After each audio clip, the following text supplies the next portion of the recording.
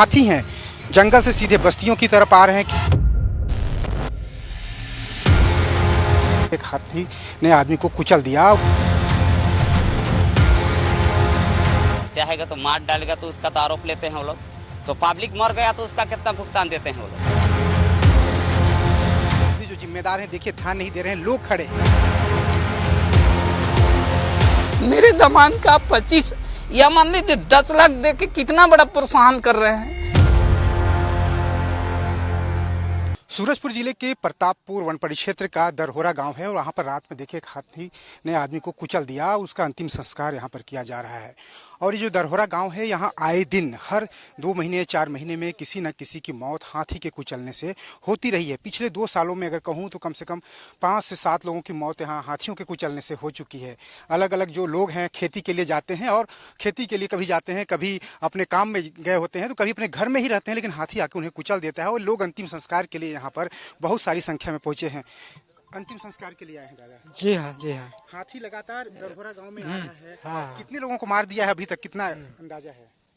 ये बताएंगे, गांव वाले बताएंगे। अच्छा, कितने लोगों को कुचल दिया है दादा अभी तक हाथी? अभी तो मैं तो नहीं बता पाऊंगा, लेकिन 5 लोग तो भी हैं। कितने लोगों को अभी तक मार चुका है? 5 लोगों को कितने दिन के भीतर लगभग 5 लोगों?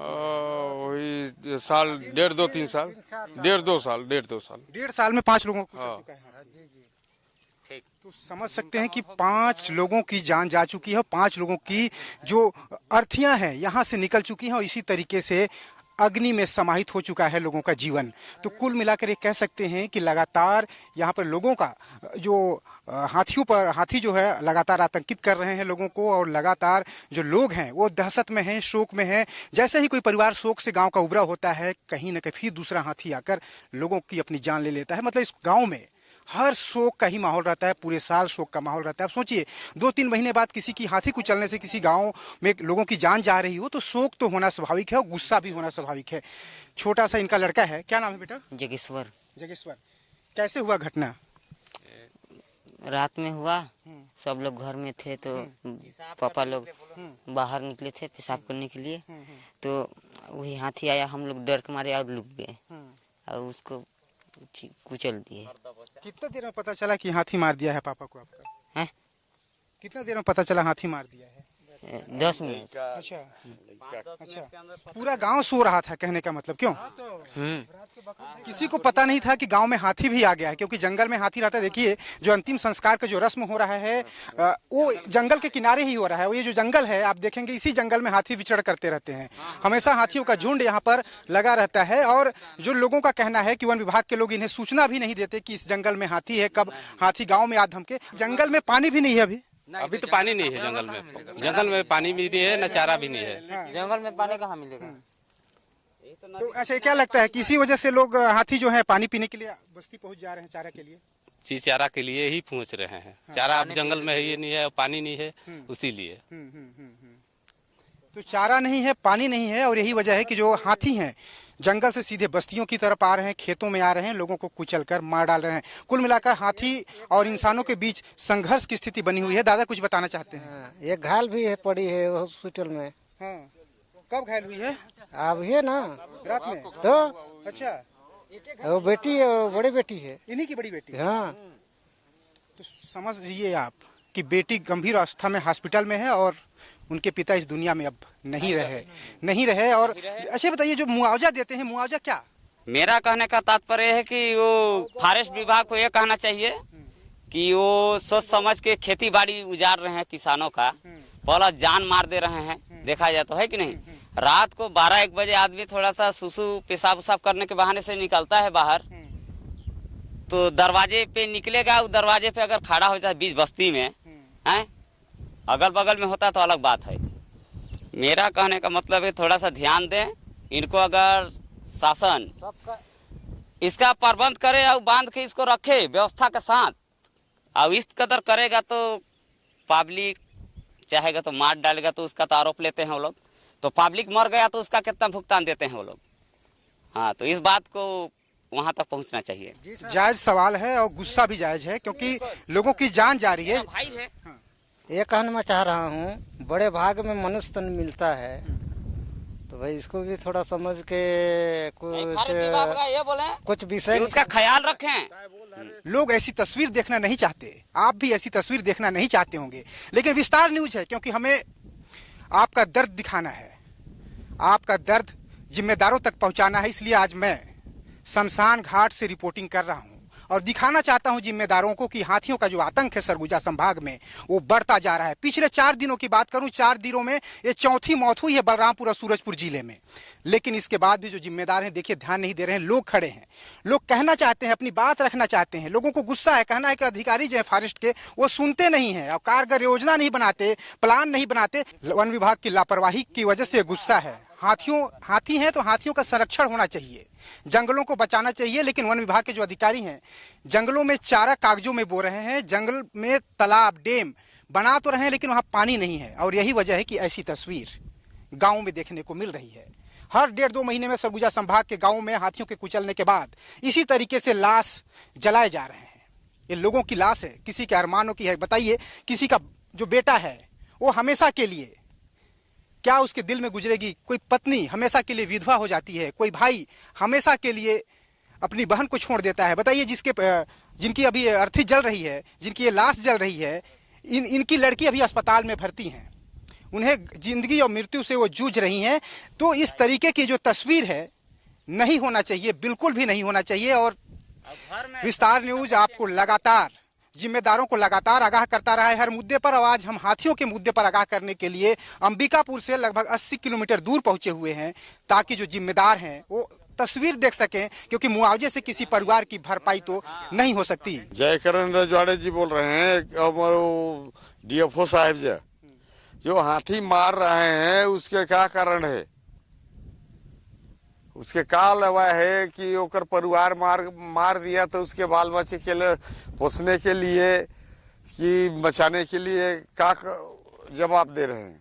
शिवनाथ की मौत के बाद लोग यहाँ पे श्रद्धांजलि देने के लिए देखिए लाइन में बैठे हुए हैं, श्रद्धांजलि दे रहे हैं लोग। अभी अंतिम संस्कार करने के बाद पहुँच रहे हैं।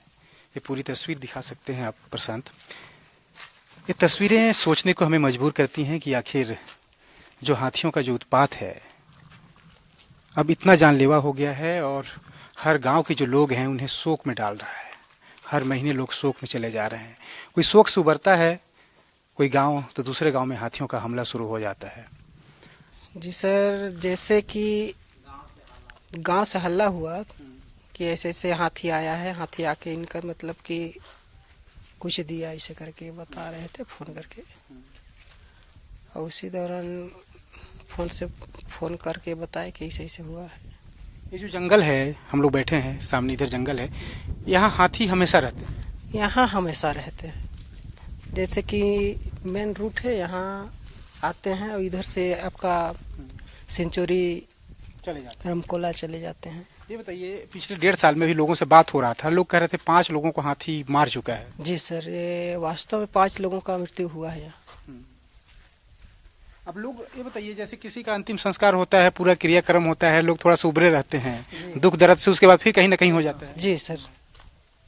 अच्छा बताइए, हाथी जंगल से गांव में आ जा रहा है, जी जी, क्या वजह है? जंगल से हाथी तो नहीं आना चाहिए गांव में? क्या लगता है, क्या नहीं है जंगल में? हाथियों के लिए कुछ नहीं मिल रहा है क्या? यहाँ कुछ नहीं है जंगल में। क्या मतलब चारा के चक्कर में हाथी आ रहे हैं? जी, चारा खाने पीने की व्यवस्था नहीं हो पा रहा है सर जंगल में। जी। अच्छा, हाथी को चारा नहीं मिल रहा है, नदी नाले सूख गए हैं अभी। जी, यही वजह है मैम। जी, आपको क्या लगता है?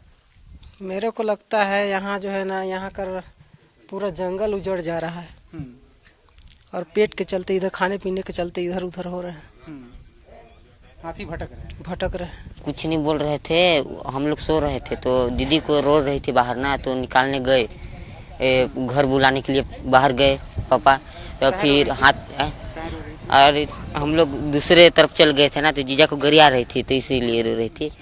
इसके बाद फिर दीदी बाहर बैठ के रो रही थी, तो इसके बाद हाथी आया ना, तो वो गिरते हुए घर चला गया और पापा बीच में पड़ गए। आप बताइए सर, मेरे पीछे 10 लोग का मैं पालनहार हूँ, जीविका हूँ, और सरकार इस टाइप का हाथी छोड़ दे रहा है, कोई व्यवस्था नहीं हो रहा है उसका। जब आ रही है तब मर जा रहे हैं आदमी उछल के, हैं? शासन को इतना संदेश होना चाहिए, जानकारी होना चाहिए, गांव में लाइट होना चाहिए कि नहीं होना चाहिए। यदि एक लाइट रहता तो उसको पता चल जाता कि हाथी के सामने खड़ा है, अंदर घुस जाता। लाइट नहीं थी। अब बताइए वो आदमी का कीमत क्या लगा रहे हैं सर। मान लीजिए मुआवजा अभी तत्काल सर 25,000 दिवा दिए। आप बताइए 25,000 मेरे ये जितने नाती हैं, जितने बच्चे हैं मेरे दमान के, उन लोगों को क्या होगा आज की महंगाई में, बताइए सर। गम है। दमान को मैं बोला था कि मैं 25 को आना है आपको, तो बोले ठीक है आएंगे हम शादी में पहले।